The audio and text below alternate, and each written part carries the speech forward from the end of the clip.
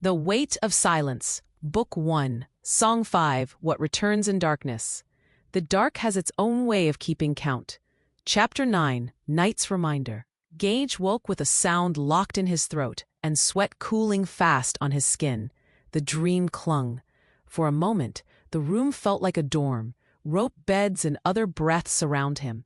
Then it thinned, leaving only the house and his own breath in the dark. His heart raced.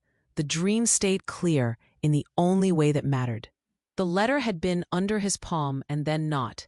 In the dream, the seal flashed red once and slid away, like the ground had shifted. Chalk lines blurred, cobble seams opened. He reached for it, and his hand felt slow, like moving through water. A voice called. He could not tell if it was his or Alaric's. It sounded far away, as if coming from across a river. He reached for his pocket while he was still half inside the dream. His fingers found the unworn bead and closed hard until the carved edges pressed against his skin. The weight steadied him, like a hand on a shoulder. "I won't fail again," he whispered into the dark. He matched his breath to the bead, thumb circling it, the way he'd taught the first year at the Academy range. 3 in, 3 out. Counting gave his body something steady to follow. Sweat cooled. The room came back, one piece at a time. The faint smell of oiled leather from his ranger's kit in the corner, the stone wall holding its night chill, and the soft scrape of a mouse. He let the bead rest in his palm and told himself the same thing as always. Carry it. Don't drop it. Don't say it if you can't fix what breaks. His breath steadied. Then it cracked. What if silence is the true failure? The thought hit a locked place.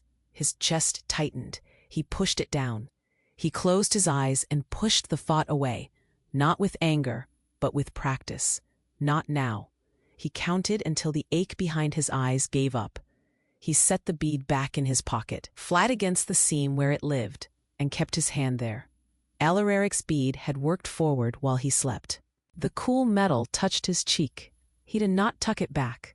He sat up and stayed that way, knees drawn, feet flat on the floor. Lying down again would invite the dreams back.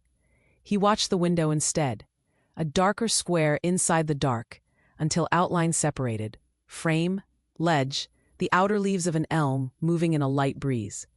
He did not move except to breathe. He let the house creak and settle around him.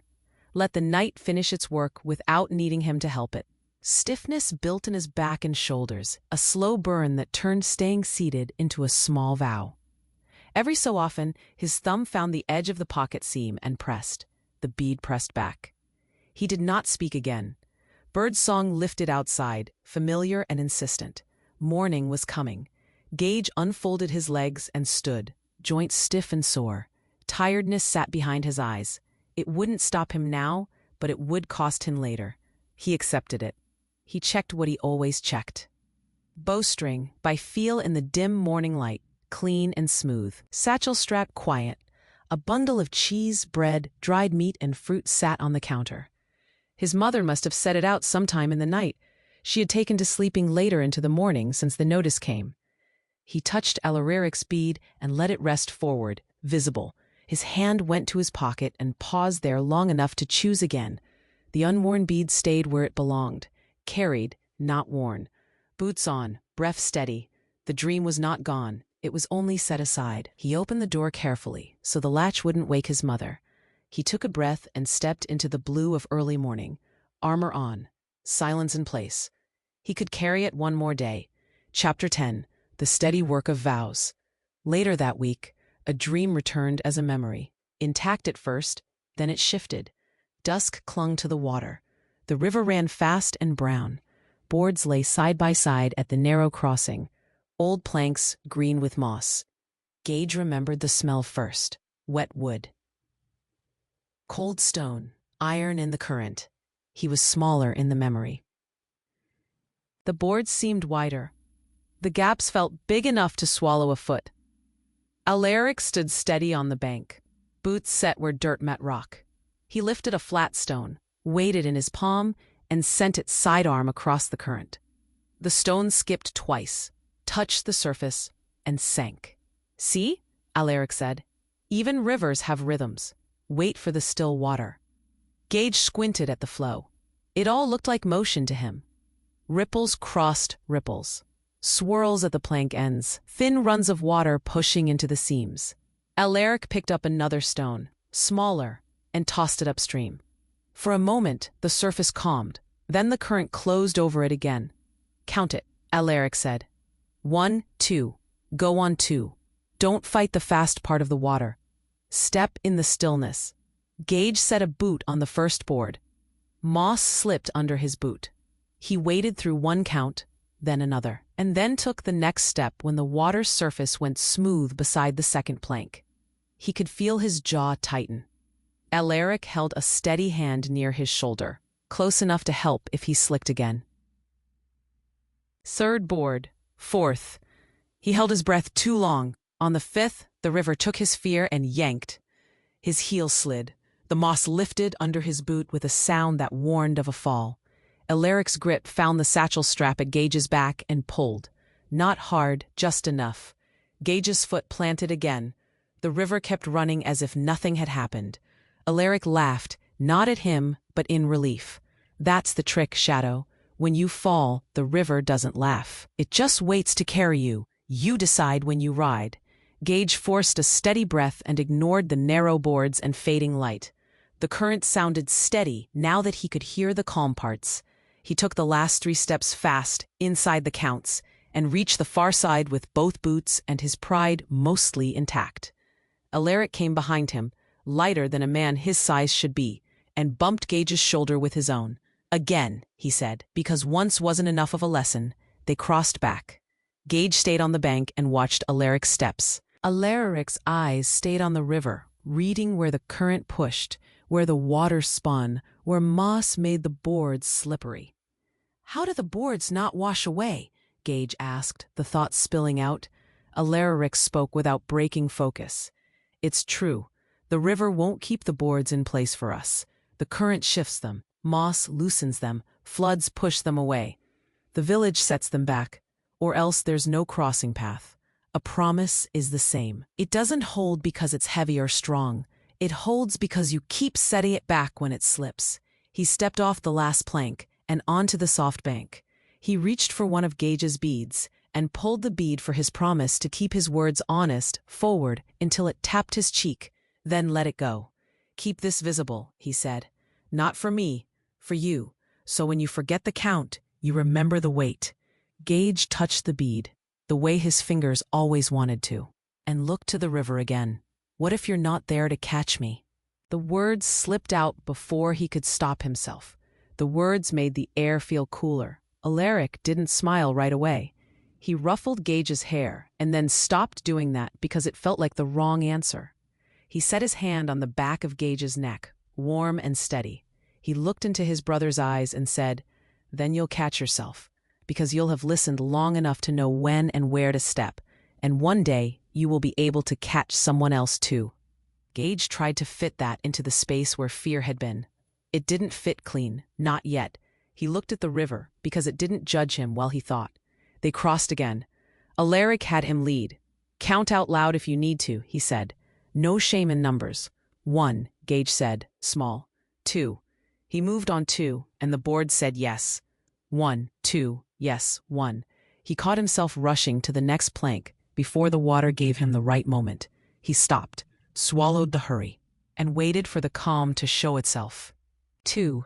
Yes, on the far bank, his laugh surprised him. It came out like a breath he'd been holding too long.